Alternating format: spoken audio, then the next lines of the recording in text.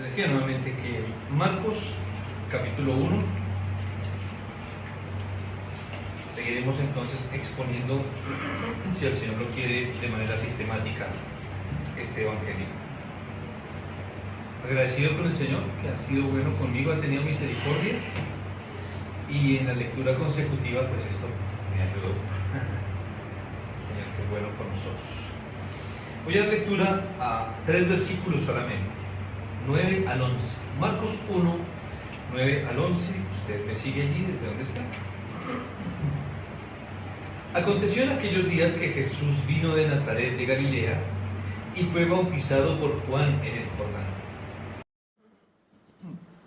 Y luego, cuando subía del agua, vio abrirse los cielos y al Espíritu como paloma que descendía sobre él. Y vino una voz de los cielos que decía: Tú eres mi Hijo amado, en ti tengo complacencia. Vamos a orar y a pedir la dirección del Señor. Amado Señor Jesucristo, Padre del cielo, Santo Espíritu de Dios, clamamos en esta tarde a ti, Dios eterno, alto y sublime, que habitas en luz inaccesible y cuyos ojos ni siquiera pueden ver el pecado, como dice Habacuc. Gracias te damos porque has querido recibirnos, Padre, por la obra y virtud solamente de nuestro buen y misericordioso Salvador Jesucristo, quien enviaste a esta tierra para salvarnos, a quien enviaste a morir, y que fue un hijo obediente a su Padre y quiso aceptar esta tarea voluntariamente, entregando su vida, pero luego volviéndola a tomar para beneficio de todos los creyentes. Padre Celestial, háblanos en esta tarde. No nos dejes, Señor, en nuestra silla, en nuestra mente, aislados, sino que siempre aprendiendo, entendiendo tu palabra y aplicándola a nuestro corazón. Que tu Santo Espíritu aplique estas palabras a nuestro corazón, lo pedimos por Jesucristo nuestro Señor. Amén. Amén.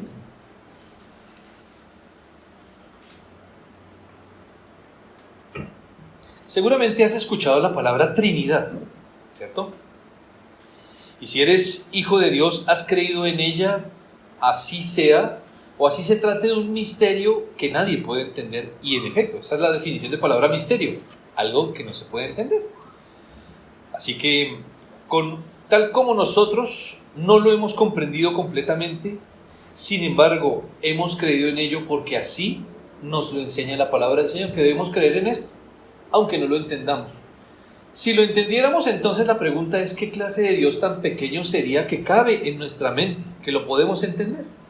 Pero como Dios es más grande que nuestra mente no lo puede comprender, pero sí debemos creer en esto. Claro, algunos dicen: pero es que la palabra Trinidad no está en la Biblia. Bueno, vamos a hablar de esto, porque es lo que nos plantea el texto que tenemos ante nosotros en este momento, en esta tarde, y de acuerdo al texto que nos corresponde estudiar y que hemos leído públicamente, les invito, hermanos, que nos acompañen o me acompañen a estudiar cómo esta Trinidad se presenta en cuanto a las funciones salvíficas de cada uno descritas en este texto. Es decir, en esto que acabamos de leer vemos al Padre, al Hijo y al Espíritu Santo en un enfoque salvífico que vamos a ir viendo. Claro, lo que está aquí no es todo lo que ellos hacen mucho más que esto, pero vamos a estudiar pues lo que el texto nos plantea, ¿cierto? No vamos a ir más allá de donde está el texto, pero tampoco por la gracia del Señor, queremos quedarnos cortos. Lo que diga el texto, eso hablaremos esta tarde.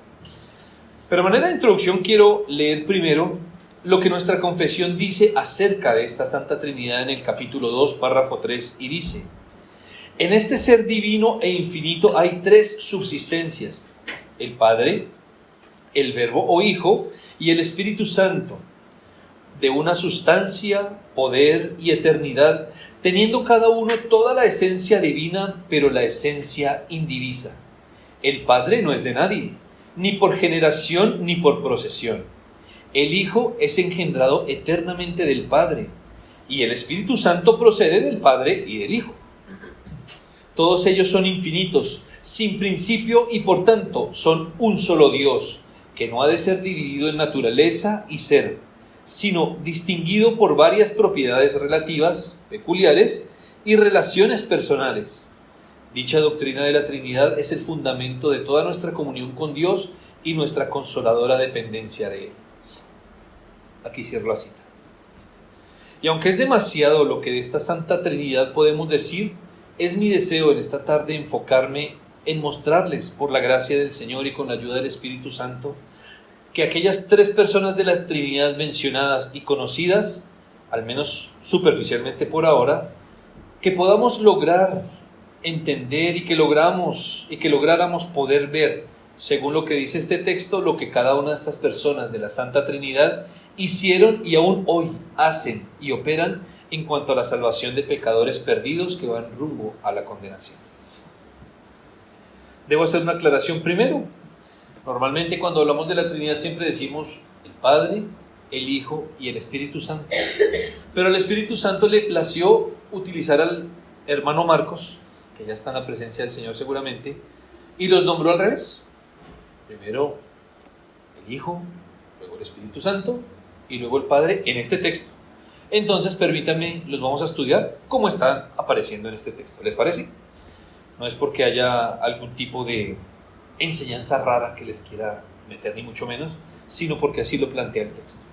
Entonces, como les digo, veamos estas funciones de cada persona de la Trinidad en cuanto a la salvación, descritas en estos 3 versículos leídos, bajo esta enseñanza que he llamado bendita Trinidad.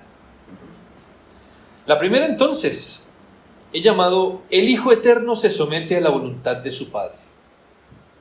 Vea conmigo el versículo 9. Dice: aconteció en aquellos días que Jesús vino de Nazaret de Galilea y fue bautizado por Juan en el Jordán. ¿En cuáles son esos aquellos días? Esta mañana lo estudiábamos, en aquellos días cuando el Señor levanta a su ministro, a su pionero, abriendo espacio, ¿cierto?, para que viniera nuestro Señor. Y en estos días dijimos esta mañana que Juan, solo leímos en Lucas, estaba gritando, iba diciendo su mensaje por toda la ribera del río Jordán. Y en esos días, dice el versículo 9, en aquellos días, por esa época, diríamos, ¿no?, en esos momentos, vino alguien llamado Jesús de Nazaret. Vino de allá, de otra región que se llamaba Nazaret. O sea, era Nazareno, no Nazareo. No se les olvide, esta mañana hablamos de otro término que puede llegar a ser o a confundirse. En este caso, Jesús era llamado Jesús Nazareno o Jesús de Nazaret, porque nació, o bueno, fue criado allá y era conocido como Jesús de Nazaret. Entonces viene Jesús de allá, de Nazaret de Galilea, y fue bautizado por Juan en el Jordán. En este texto tenemos al Hijo del Hombre, a Jesucristo, yendo de la manera más sumisa y honrosa, acercándose al cumplimiento de lo que le tocaba en su parte. Él hizo un pacto con el Padre, con el Hijo y con el Espíritu Santo. Hicieron un pacto que los teólogos han llamado el pacto intertrinitario. Hicieron, permítame la expresión, un negocio, un trato, en el cual cada uno de ellos habría de hacer algo. Y ahora va nuestro Señor Jesucristo, amoroso, obediente, a cumplir su parte, a empezar a cumplir su parte del compromiso.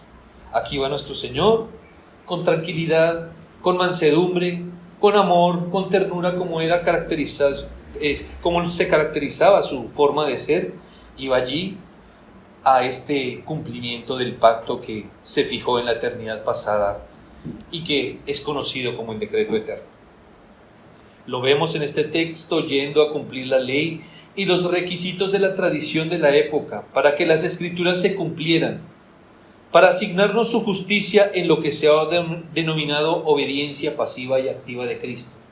Esto significa que el Señor no tenía por qué bautizarse. Él no tenía, mire, piénselo, Dios eterno, hecho hombre. Ahora, lo primero que hace, siendo Dios, habiendo creado el universo y todo cuanto existe, lo que vemos y lo que no vemos, desde los planetas y las galaxias más grandes y más lejanas, hasta los microorganismos más pequeños que tampoco alcanzamos a ver, todo fue creado por su palabra. Y ahora acepta, por causa de este trato, hacerse hombre. Qué humillación tan fea. Se humilló. Pero no solamente se humilló a hacerse hombre, sino que se humilló a ser hombre en una época pobre y en un país pobre, en un lugar pobre.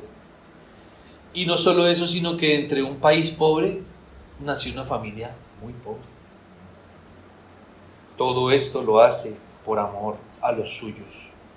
Y como les digo, entonces, Él se acerca para cumplir unos requisitos y hacer o llevar a cabo lo que se ha denominado obediencia pasiva y activa de Cristo. ¿Me permito explicarlos?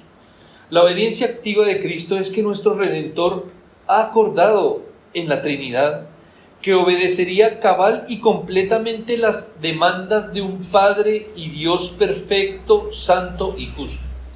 Él dijo: me comprometo a cumplir la ley de mi Padre completamente, cabalmente, sin ni siquiera correr 1 milímetro a la derecha o a la izquierda. La voy a cumplir perfectamente. Y en esta obediencia, Él la habría de cumplir y va luego a tomarla y se la va a quitar de Él y se la va a poner a sus hijos. Eso se llama obediencia activa, donde Él cumple activamente la ley, y ese cumplimiento, ese certificado, ese diploma que le da el Padre por haber cumplido la ley, se lo quita y lo pone en nuestra carpeta, en nuestra cuenta. La obediencia pasiva, por el otro lado, significa que en este mismo acuerdo intertrinitario, Dios Hijo cargaría sobre sí los pecados, todos los pecados que han cometido y que habrían de cometer los hijos de Dios, llevando sobre sí todo el castigo y la pena y la culpa de los mismos, hasta recibir del Padre el justo castigo que ellos merecen. Entonces no solamente Él cumple su ley, la ley del Padre, se despoja de ella y la pone en nuestra cuenta, sino que también coge de nuestra cuenta toda esa porquería y maldad y se la pone sobre sí. ¿Y a dónde fue a dar esa culpa? En la cruz del Calvario, en el momento que le tocó. Así que, hermano, pensemos, ¿no es esto precioso para nosotros? ¿Podemos ver la grandeza de Cristo en ello? ¿Cuánto conflicto nos cuesta a nosotros obedecer los mandamientos de Dios expresados en su palabra? Pero Cristo obedece completa y voluntariamente. ¿Cuánto nos cuesta inclusive obedecer a las autoridades terrenales? ¿Acaso no puedes ver a aquel por quien todo lo que es hecho fue hecho, y que Él se volvió de manera sumisa hasta la muerte, se volvió hombre por delincuentes como tú y como yo? ¿Puedes ver la hermosura de esto? Mira, hermano, yo soy de los que piensa, la Escritura dice en varios pasajes que debemos ser obedientes. Bueno, cada uno puede tener su definición de obediencia, pero en la definición de obediencia yo considero que cuando uno hace lo que quiere hacer, tal vez no pueda ser llamado obediencia. ¿Me explico? Si usted le dice a su hijo, usted tiene el computador o el Xbox o algo en la casa y le dice: hijo, conecta el Xbox que vamos a jugar. Y él dice: listo, papá. Y va y lo conecta rápidamente. Con dificultad yo a eso le puedo llamar obediencia. ¿Por qué? Porque es que él quería hacer eso. ¿Qué es obediencia? Cuando a nosotros nos dicen: vaya, atienda la cama. Y yo no quiero. Cuando tenemos que hacer algo que no nos gusta. ¿Por qué? Porque es que la definición de obediencia es ceder mi voluntad a la de otro. No hacer lo que yo quiero, sino hacer lo que otro me dice que haga. Y esto pasa en la casa, esto pasa entre hermanos de la iglesia. Un hermano me dice: hermano, ayúdeme con esto, haga esto. Ya estamos pensando en la excusa. Hermanita, por favor, tal cosa. Pastor, los hermanos nos están diciendo, la policía, el alcalde, el presidente, el jefe en la casa, a nuestras hermanas en la casa, el esposo, nuestros hijos en la casa, los papás y todo. Esto realmente es obediencia, pero aquí vemos a Cristo obedecer, mire, porque sabemos que habían cosas que Él humanamente no quería cumplir. ¿Qué dijo en Getsemaní? Padre, si es posible, que pase de mí esta copa. Pero luego, ¿cómo termina? Ahí terminó su oración. No se haga mi voluntad, sino que se haga la tuya. ¿Lo notan? Entonces ahí puedo demostrar que la obediencia es terminar haciendo de buena gana lo que ya ni siquiera quería hacer. Y esto fue lo que hizo Cristo, y esto es lo que quiero que veamos, que es precioso, porque lo hizo por delincuentes como tú y como yo, convictos, que le estamos debiendo, tenemos cuentas pendientes con Dios que Él ha pagado.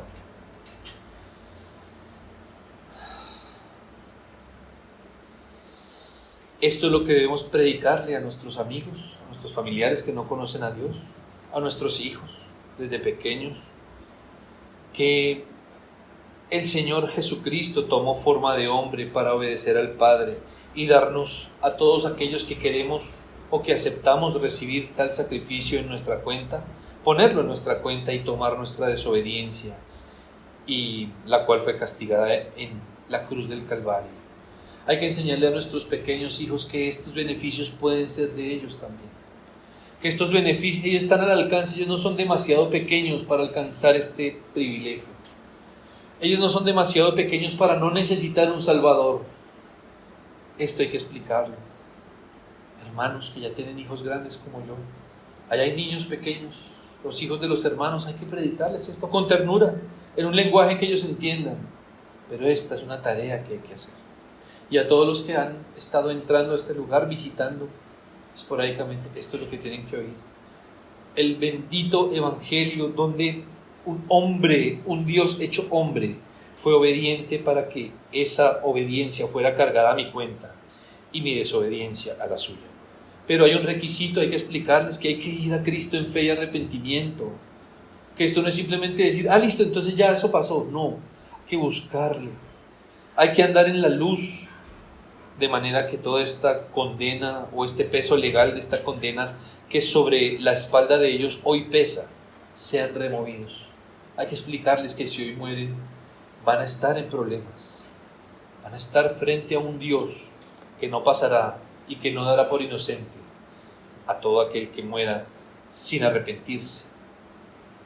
Hay que explicarles que el que obró se puso vicariamente, es decir, se interpuso por pecadores como nosotros, pero también como ellos.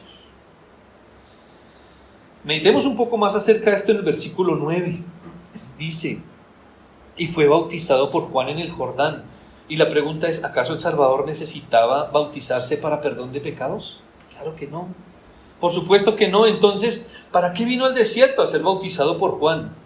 Evidentemente el bautismo de Jesús es el único en la historia de todo lo creado que se llevó a cabo en cumplimiento de la ley. Cristo cumpliendo la ley, las demandas de la ley, para tener autoridad moral y después decir, como dice Hebreos, que él fue un hombre, solo que sin pecado. Por eso pudo cargar nuestro pecado y presentarlo delante del Padre. Esto es lo que hace este Señor. Imagínense, humillarse, tener que bautizarse. ¿Cuál es el sinónimo del bautismo? Que soy pecador y que necesito un Salvador. Y Cristo se humilla bautizándose, cumpliendo la ley de los hombres y de Dios, para beneficio nuestro. Él debía cumplir todas estas mandamientos y tradiciones que se tenían al momento, y que debía ser también ejemplo para la iglesia, la cual estaba fundando. Él no necesitaba bautizarse para salvación, ni por ningún otro motivo, no necesitaba el bautismo, pero fue obediente, un siervo obediente y manso. Y contrastado con él, entonces pensemos nosotros, ¿qué hacemos nosotros cuando nos mandan a hacer algo que sabemos que no es necesario hacer? Cristo está haciendo algo que no es necesario para él. ¿Qué hacemos cuando nosotros decimos, hermanito, haga todo? Es que ya está barrido, pero barra. Es que ya está barrido, pero barra. Es que está limpio. ¿Nota cómo es nuestro corazón insurrecto? No se sujeta. Así que vemos a nuestro Señor pasando el bautismo, a hacer algo que no debía hacer, que no necesitaba más bien hacer, y lo hizo por amor. Y en esto, por supuesto, debemos entender, al ver nuestra maldad cuando somos desobedientes, al mismo tiempo eso nos ayuda a ver la hermosura de Cristo cuando obedece al Padre. En esto también vemos su gloria, porque lo hizo en beneficio de los suyos. Escucha este texto que es muy conocido, Filipenses 2:5 dice, haya pues en vosotros este sentir que hubo también en Cristo Jesús, el cual siendo en forma de Dios, no estimó el ser igual a Dios como cosa a que aferrarse, sino que se despojó a sí mismo, tomando forma de siervo, hecho semejante a los hombres, y estando en la condición de hombre se humilló a sí mismo, haciéndose obediente hasta la muerte, y muerte de cruz. Es decir, notemos el nivel de la obediencia de nuestro Señor e imitémosla. Como segunda parte de esta enseñanza, he llamado a este punto: el Espíritu Santo respalda o confirma el llamamiento y función del Hijo. Veamos el versículo 10. Y luego, cuando subía del agua, vio abrirse los cielos y al Espíritu como paloma que descendía sobre él. Ahora bien, dice, cuando subía del agua, ¿cierto? Es uno de los argumentos que tenemos los cristianos evangélicos y en especial los bautistas para tomar el bautismo por inmersión, porque estaba sumergido, y dice cuando subió del agua o salió. Acordémonos que la palabra bautismo significa sumergirse. Cuando salió o cuando emergió de haberse sumergido, pasó algo. Vio abrirse los cielos y al Espíritu como paloma que descendía sobre él. Trate conmigo y lleve a su mente esta escena. El Señor Jesucristo se sumerge en el agua y luego cuando sale de ella se manifiesta el Espíritu Santo, el Espíritu de Dios. Aquí lo vemos en el relato, según se nos dice, que tomó una forma, el texto que leímos en Lucas dice una forma corporal, o sea, tomó una forma de algo tangible. ¿Para qué? Por nuestra incredulidad, por la de la gente que estaba allí, tomó forma de paloma en este caso. Pero la paloma no es simplemente un icono de la cristiandad occidental, sino que aquí nada más y nada menos vemos que el Dios del universo, a través de la tercera persona de la Trinidad, está confirmando, como poniendo un sello, ¿sí? Ustedes saben que la presencia de uno comunica, ¿cierto? Si usted, por ejemplo, muchos de nosotros evitamos ir a ciertos templos porque si entrásemos en algunos contextos estaríamos avalando lo que está pasando ahí. Si evitamos ir a, por ejemplo, yo no tengo ningún problema con que usted visite los lugares más bonitos de su ciudad y de la mía y de las nuestras y de las que sean. Pero hay cierto momento, sobre todo en Semana Santa, que esto se hace con un objetivo religioso. Entonces usted puede visitar ciertas calles de su ciudad, no hay ningún problema. Pero ¿por qué hacerlo en ese momento junto con la demás procesión? Su presencia, ¿qué estaría diciendo ahí? Como que avalo esto que está pasando y como que estoy de acuerdo. Bueno, esto es lo que está pasando aquí. El Señor envía su Espíritu para certificar y decir, estoy de acuerdo con esto que está pasando. Pone como si fuera un sello, diciendo implícitamente que había llegado el momento. Era hora de mostrar a su campeón. Ustedes saben a qué me refiero con esto, ¿cierto? A veces las batallas se dirimían, aunque hay muy pocos registros de batallas que se dirimieron de esta forma. Una de ellas es la de David y Goliat, donde dos ejércitos se enfrentan y cada uno saca a su campeón, ¿cierto? El que mejor sabe pelear, el más grande, el más fuerte. Cada uno saca, y el que gane los dos es el que gana el ejército, y eso lo hacían para evitarse muchas muertes. Aquí Dios saca a su campeón. El mundo, como lo dijimos esta mañana, estaba convulsionado, en pecado, muerto, derrotado, en las garras de Satanás. Ustedes ven por los evangelios que Satanás obraba de una manera muy diferente a como lo hace ahora. Por ejemplo, el evangelio dice que cogía a un muchacho y lo azotaba y lo echaba en el fuego. En otro relato había un hombre endemoniado que rompía cadenas y rompía piedras de los cementerios. ¿Usted ha visto eso? No, eso no se ha vuelto a ver. Quiere decir que Satanás obraba de una manera tremenda. El poder que había tenido y que le había sido otorgado era tremendo. Entonces Dios pone su campeón y lo certifica con la presencia del Espíritu Santo y dice, aquí, esta es la hora. Ahora ya llegó el momento donde este campeón va a hacer su tarea. Lo exhibe con firmeza, como mostrándolo a todos los que estaban allí en su momento. Lo reviste de todo honor. Este hombre aquí presente, Jesús, es quien cumpliría todo lo acordado en el decreto eterno y es presentado, permítame esta palabra, oficialmente por el Espíritu Santo a los humanos, como el Mesías esperado por el pueblo de Dios. Déjeme ponerlo en estos términos. Mediante este acto, el Espíritu de Dios inaugura pública y oficialmente el ministerio de nuestro Señor Jesucristo. Y esto como un acto de amor por el ser humano que le había dado la espalda a Dios en el Edén, con Adán y Eva, pero que ahora benévolo manda a su Hijo para admitir y para amistar, para nuevamente que haya amistad entre el hombre y un Dios airado. El hombre que por su pecado está la relación obstruida con un Dios que está ofendido. De este modo podemos decir que el Espíritu Santo también desciende a nosotros una vez que Cristo viene a nuestra vida, cuando venimos a Él en fe y arrepentimiento. Esta es la razón por la cual nosotros no creemos en una segunda obra de gracia, porque cuando nacemos de nuevo, el Espíritu Santo está ahí. El Señor se muestra con su Hijo y con su Espíritu Santo cuando nacemos de nuevo. De manera que cuando abre el cielo, permítame esta expresión, para nosotros, y somos salvos, lo hace para obrar y llamar eficazmente a los suyos. Provee a Cristo las almas necesitadas de Él y escogidas en el decreto de la eternidad pasada. Por ello, hermano, demos gracias al Señor también por el Espíritu Santo, como lo dijimos ahorita, por Cristo, sin el cual ninguno de los que estamos aquí hubiéramos podido venir a Cristo, y sin Él tampoco podemos andar en sus caminos. Él garantiza que seamos salvos y que nos mantengamos en la fe.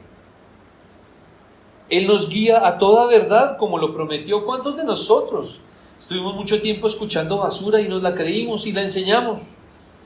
Y todos podemos dar testimonio que en algún momento como que sacudimos nuestra cabeza y dijimos: ¿qué estamos haciendo? ¿Qué es esto que estoy escuchando? ¿Qué es esto que estoy entendiendo? ¿Esto no se parece al Evangelio? Bueno, el Espíritu Santo actuando sobre nosotros, guiándonos a toda verdad como lo prometió.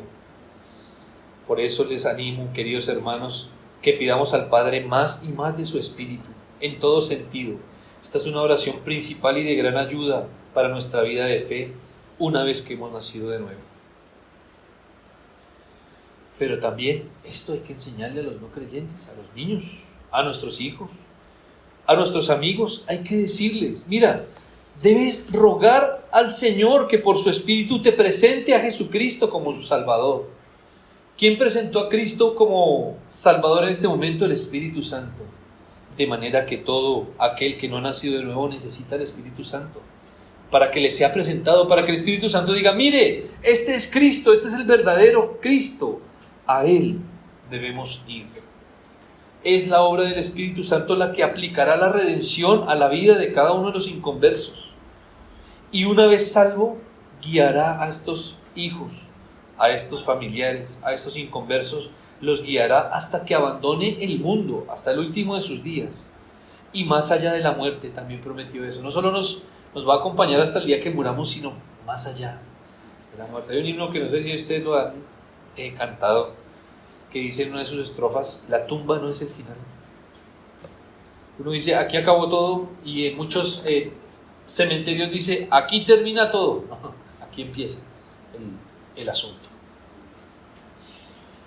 Así que esto hay que enseñarlo. Es el Espíritu Santo quien va a guiarles más allá de la muerte por la obra de Cristo. Y siendo una guía maravillosa, la palabra de Dios, que es el medio por el cual el Espíritu Santo habla a la iglesia. Muchas personas pelean hoy con la Biblia. Muchos cristianos pelean hoy con la Biblia. ¿Sí? Ayer hablábamos con algunos de los hermanos que visitamos y decíamos que de manera ridícula hoy la gente escucha nuestras predicaciones y dicen: eso es como una secta. ¿Y por qué? Es que leen mucho la Biblia. Y entonces no se trataba pues de eso. No se trataba de buscar la palabra de Dios. Pero ahora eso es raro. Somos los raros. Los que leemos y explicamos la Biblia somos los bichos raros. Mientras que ellos pueden gritar, saltar, tirarse al piso y hacer un poco de cosas que la Biblia no dice. Pero los raros somos nosotros. La secta somos nosotros. Qué tristeza. Pero así pasa. Así ha pasado y seguramente seguirá pasando. Así que es la palabra del Señor la cual es usada por el Espíritu Santo hoy. Es la palabra del Señor la que manifiesta que el Espíritu Santo convence de pecado, justicia y juicio, como lo dice Juan 16 del 8 al 11. Por eso hay que enseñarle a estos no creyentes, a nuestros hijos, a que clamen para que sus ojos espirituales sean abiertos a estas cosas. De lo contrario, se van a confundir y van a pensar que no tienen de qué arrepentirse, como muchos adultos hoy. No piensan no quieren arrepentirse porque creen que no hicieron nada de lo cual deban arrepentirse. Y esto para el mal eterno si es que mueren en esta condición. Pasemos al número 3. Hablar del Padre. Y lo llamé: el Padre eterno muestra innegable complacencia en su Hijo eterno. Ojo, el Padre eterno muestra innegable complacencia en su Hijo eterno. Como lo leímos en la introducción, hablando de la confesión de fe, sé que el Padre no procede de nadie, sin embargo, es Padre eterno. ¿Qué condición requiere alguien para que sea Padre eterno?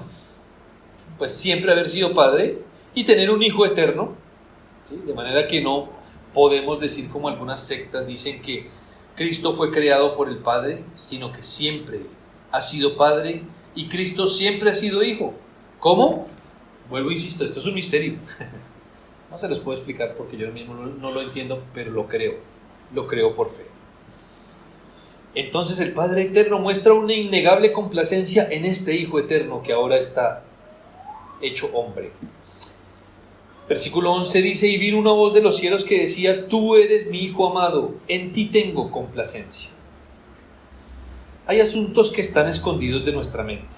No los alcanzamos a comprender en su totalidad, y este es uno de ellos, la profundidad de esta declaración que acabamos de escuchar. La profundidad de este acto. Nosotros leemos: sí, una voz del cielo dijo: este es mi Hijo, pero no, aquí hay muchas cosas metidas increíbles que no alcanzaríamos a comprender en su totalidad. Miren, en primera instancia, déjenme decirle, ¿cómo sabemos que estamos hablando del Padre? ¿Cuál es la palabra que usa? Tú eres mi Hijo amado y en ti tengo complacencia, ¿cierto? Yo no puedo decirle a mi esposa: tú eres mi hija amada, porque no es mi hija. No le puedo decir a mis hermanos y a mis hermanas: tú eres mi hijo, porque ustedes no son mis hijos. Al único en esta sala con el que puedo usar esas palabras, pues es conmigo, ¿verdad? Asimismo, el Padre, podemos dar por sentado que está hablando el Padre, porque dice: este es mi Hijo amado, en él tengo complacencia. Lo reconoce, no como estos padres de hace unos siglos modernos que engendran a sus hijos y se van. No, él reconoce: este es mi hijo, este es mío, es de mi propia esencia, de mi propia estirpe, hecho de lo mismo que yo. Ahora bien, en cuanto al contenido de estas palabras, leamos el siguiente texto y comparemos con el relato de Marcos. Busque conmigo Isaías 53:11, por favor.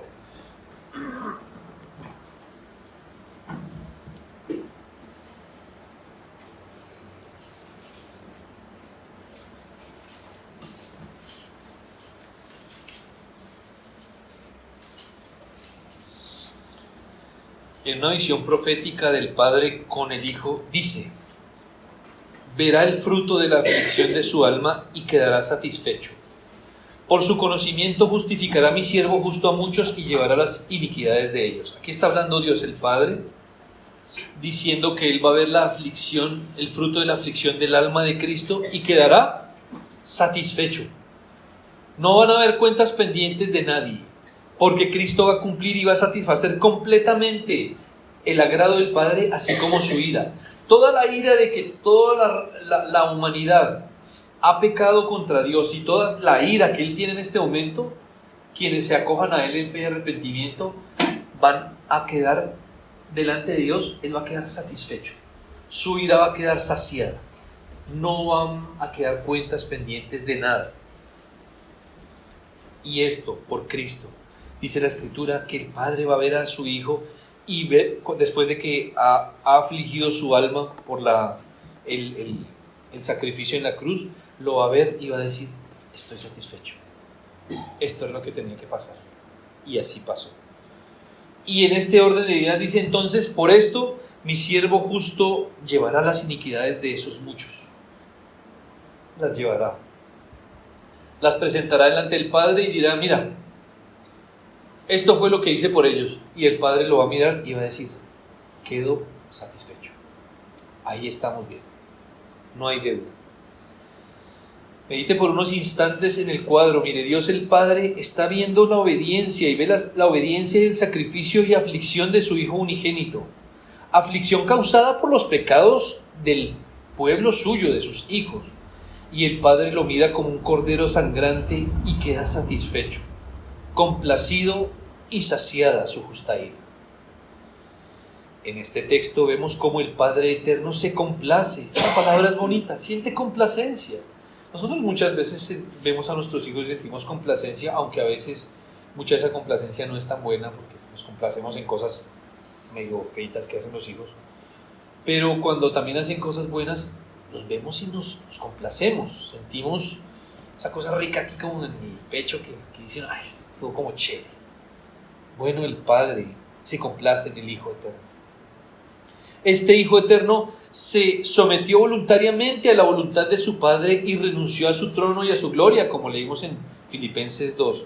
Ha dejado su trono, se ha humillado haciéndose hombre y en poco tiempo, en unos pocos años, va a experimentar el rechazo de la humanidad que Él mismo creó, que fue creada por su palabra. Sería aborrecido por ella y aún así daría su vida en rescate por muchos. ¿Cómo no sentir complacencia?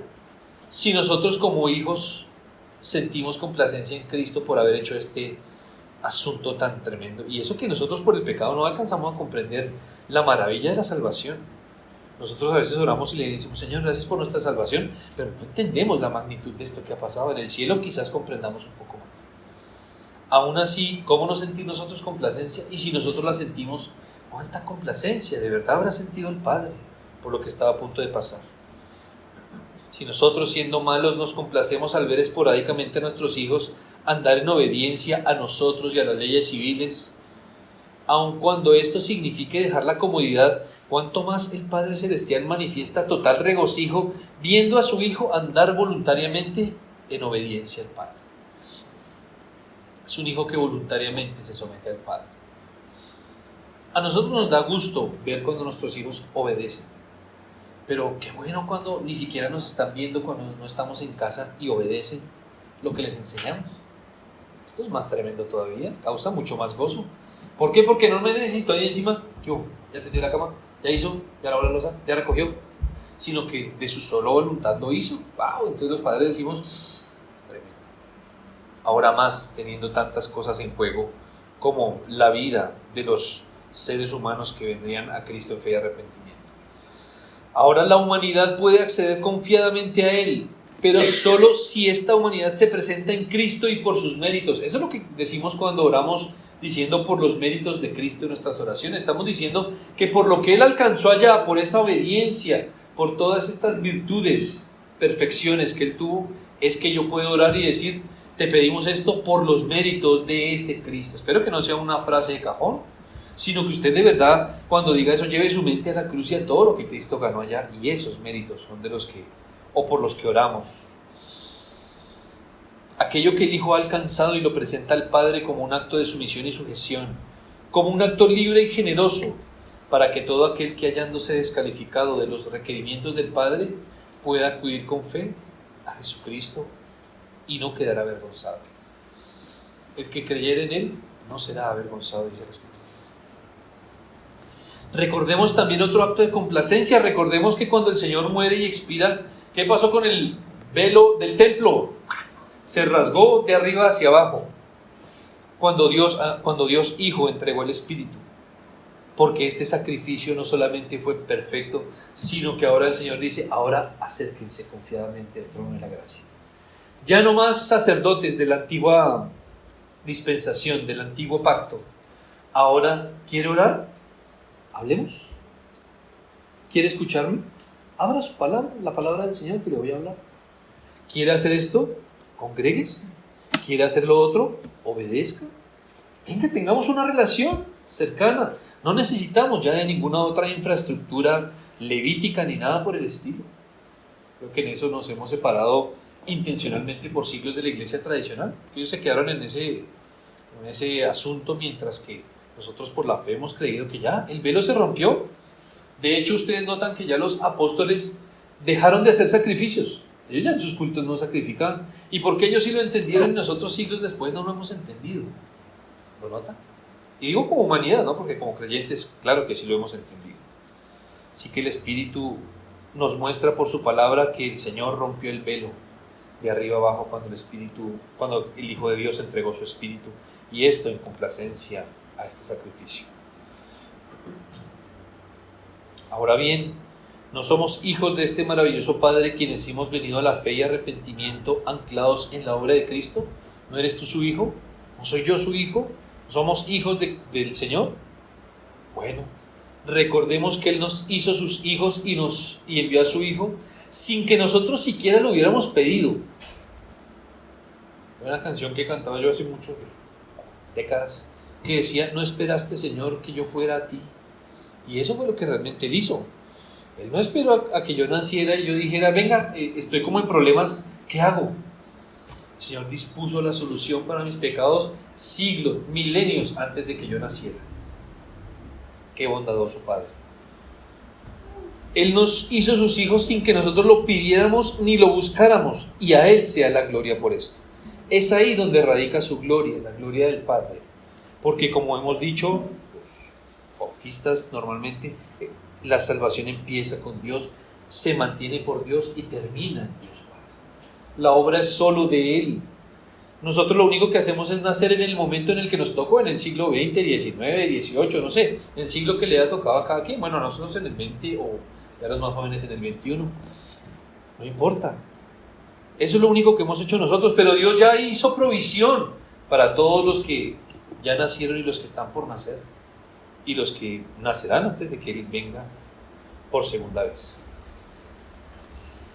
Así que, a manera de conclusión, déjeme decir lo siguiente. Oremos y roguemos pidiendo al Espíritu Santo en nuestras vidas para que, si sea que sea o no un creyente, en el caso de nosotros, hijos de Dios, pero también los no creyentes, el Espíritu Santo les permita a ellos ver a Cristo como único y suficiente Salvador y posteriormente el Señor del alma para siempre. Es una idea con la que normalmente el no creyente pelea. Él dice: yo puedo aceptar a Cristo como Salvador, pero como Señor no me vaya a poner el cabestro. No quiero. Que vamos a la iglesia, yo hago mi propia religión. Que hay que obedecer, que hay que hacer, que hay que evangelizar, porque nos cuesta. Claro, se nos llena la boca diciendo: soy hijo de Dios, Él me salvó, pero también es su Señor. Esto hay que enseñarlo y explicarlo, y también nosotros, ¿no? Sí, Corintios, uno de los Corintios, que nosotros debemos constantemente pasar revista de nuestra fe si estamos en la fe. No lo demos tampoco por sentado, no que estemos llenos de pulgas y de garrapatas y cosas raras creyendo que somos cristianos y quizás no lo sean. El hermano en su oración citó un versículo duro pero real. Muchos, cuando lleguemos delante del Señor, van a escuchar: no los conozco. ¿Quién es usted? No tengo ni idea. ¿Quién es usted? Apártese, no lo conozco. Quiera ninguno de los que estemos aquí escuchar estas palabras. Esto hay que explicarlo a los no creyentes, hay que insistirles, a los niños en su lenguaje, pero deben escucharlo, yo creo que a diario, y ahí las mamitas tienen un gran trabajo. Bueno, son las únicas, también es responsabilidad de los padres, pero las mamis, que son las que están muy cerquita a ellos, esto deben escucharlo de nuestra boca. Y también explicarles que una vez salvado, debemos entender que seguiremos siendo guiados por el Espíritu Santo en este peregrinar. Muchos que dicen: sí, yo hasta puedo admitir que Él me salva, pero de ahí para allá estoy por mi cuenta. No estamos por... Y si lo está, dudo mucho que de verdad haya sido salvado por el Dios de la Biblia. Porque de Él es la salvación, Él nos salva y Él nos hace andar en sus caminos. Vea, prometió el Señor, y este texto está en Ezequiel 36:27: y pondré dentro de vosotros mi espíritu, y haré que andéis en mis estatutos y guardéis mis preceptos y los pongáis por obra. ¿Quién hace que usted quiera cumplir los mandamientos del Señor? ¿Usted? ¿Su esposo? ¿Su papá? ¿Sus hijos? Dios.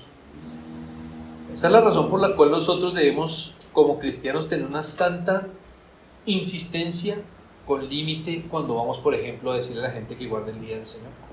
Es un mandamiento real que hay que cumplir, Pero el que los va a persuadir de que no lo están haciendo, no voy a ser yo, ni usted. Nosotros somos mensajeros y tenemos que hacerlo con ternura, sobre todo con mucho cariño, entendiendo que hay providencias de verdad muy difíciles para ciertas personas. Pero ¿quién es el que los va a hacer andar en sus mandamientos? ¿Usted? ¿Usted se va a sacar el fuste? ¿Le va a pegar duro? Le dije que... ¿Sí? Es que muchos de nosotros como que a veces nos sentimos el Espíritu Santo de algunos hermanos, entonces intentamos como, bueno, se puso finito, esa no es nuestra tarea. Claro, dice la Escritura que nos exhortemos, que nos llamemos al arrepentimiento, pero la obra es del Señor. Es el Espíritu Santo el que va a hacer que andemos en los estatutos y guardemos los preceptos. Esto también hay que entenderlo o hacérselo entender a los niños. No deben ellos pensar por ningún instante que son cristianos genuinos si el Espíritu Santo no les ha mostrado a Cristo como Señor y les ayuda a hacer su voluntad. No los hagamos religiosos, hagamos creer simplemente que son hijos de Dios. Claro, tampoco les andemos diciendo que están condenados, porque es que no lo sabemos, ¿no? A veces el Señor empieza a orar a nuestros hijos y nosotros muy insistentemente a veces tomamos otros caminos que creo que no son tan beneficiosos. Hay que mostrarles la realidad. ¿Qué dice la Biblia? Pero que yo sepa, no encuentro un texto donde estemos autorizados a decir quién es cristiano y quién no. Creo que en el cielo nos vamos a sorprender. Creo que vamos a encontrar personas que, ¿usted qué hace por acá? Yo no sabía que usted... Y también lo digo con cierta jocosidad e ironía, porque seguramente cuando estemos con Cristo vamos a estar tan completos que ni siquiera vamos a darnos cuenta de quién no va a estar ahí. Nuestro Cristo va a ser nuestro todo. Pero permítame decirlo con alguna jocosidad. De pronto hasta miren, oiga, ¿y el hermano tal? ¡Ay! No está por ahí. Sorpresa seguramente nos vamos a llevar. Por esta razón. Porque es el Espíritu Santo el que guía a toda verdad. Hoy, queridos hermanos, somos los hijos de Dios los que somos beneficiarios de la obra salvífica de esta Santa Trinidad. Nuestra alabanza sea como cantamos al Trino Dios. Trino significa al Dios en tres personas. Pues como se ha dicho, el Padre escogió a los suyos, hizo su decreto. El Hijo llevó a cabo este plan, se hizo hombre, se hizo un niño ignorante, tuvo que aprender a comer, a gatear, a obedecer, luego posteriormente se entregó a su ministerio, casi ni comía ni dormía. Ustedes lo han leído, ¿cierto? Dice, llevaba tantos días sin dormir, no alcanzó a dormir, no alcanzó a comer, pero es que él tenía una tarea que cumplir y la hizo con afán. Y luego, como si no fuera suficiente y cansado después de estos 3 años, a la muerte y a una muerte vergonzosa. Pero también resucitó. Todo esto forma parte de su ministerio. Entonces el Padre los escoge, el Hijo lleva a cabo este plan, se encarnó y fue a la cruz, y el Espíritu Santo coge ese sacrificio y lo aplica maravillosamente, aplica esta obra al corazón de cada redimido. Quiera el Señor escuchar nuestras oraciones cuando llamamos a nuestros amigos al arrepentimiento. Hay que insistirles, no sea que cuando ellos decidan creer y obedecer y recibir este beneficio, ya sea demasiado tarde, ya hayan abierto los ojos a la eternidad. Siempre les digo a las personas a las que evangelizo, o la mayoría, no habrán pasado 2 segundos después de que usted muera y se va a acordar de estas palabras. Va a decir, esto era cierto, esto que me dijeron era cierto. Y lo va a decir en un contexto en el que ya no va a haber ningún tipo de solución. Por eso nosotros como creyentes tenemos que tener apremio, predicar el Evangelio. Tenemos que enternecer nuestros corazones, mirar a nuestros familiares como Dios los ve, no como nosotros los vemos. O sea, a veces nosotros somos los que tal vez menos dinero tengan en la familia, entonces nos sentimos menos. Y tal vez desde el punto de vista humano así sea. Pero ¿cómo los ve Dios? ¿Cómo ve el Señor a los que no tienen a Cristo? Y así deberíamos verlos nosotros con afán. Como, esto es para allá, le puede dar un infarto hoy, se puede ahorita montar en el carro vía Bogotá y ahí quedar. ¿Y qué? ¿Quién tiene la vida comprada? Esto hay que enseñarlo. No sea que cuando ellos lo entiendan sea demasiado tarde. Sea tarde cuando ya no se puedan arrepentir y donde ya no haya marcha atrás. De momento nosotros démosle gracias a Dios y glorifiquemos su nombre. Oremos, queridos hermanos. Amado y Santo Señor, nombre de nuestro Señor Jesucristo, de quien hemos hablado, te queremos dar gloria y honra solamente a ti, quien eres el único Dios verdadero y en quien has enviado a tu Hijo. Gracias porque en este texto vemos la obra maravillosa y magnífica del Padre, del Hijo y del Espíritu Santo en la salvación. Padre, te queremos pedir que llames a muchos a la salvación, que hoy sea un día de salvación, que abras los ojos de la fe, del corazón y del entendimiento del Espíritu a aquellos que aún no han podido ver a Cristo de esta manera. Padre, no lo hacemos por ningún beneficio para nosotros. El único beneficio es que te conozcan y la única alegría es que puedan compartir la parte celestial con nosotros. Padre, da entendimiento de estas cosas, Padre, porque si tú no abres el entendimiento a través del Espíritu Santo, la gente seguirá siendo ciega y yendo a la esclavitud de sus maldades y hasta que lleguen a la muerte de esa condición. Padre misericordioso, gracias por hablarnos y gracias por no dejarnos sin tu palabra hoy esta tarde. Te oramos en Jesucristo nuestro buen Señor. Amén. Amén.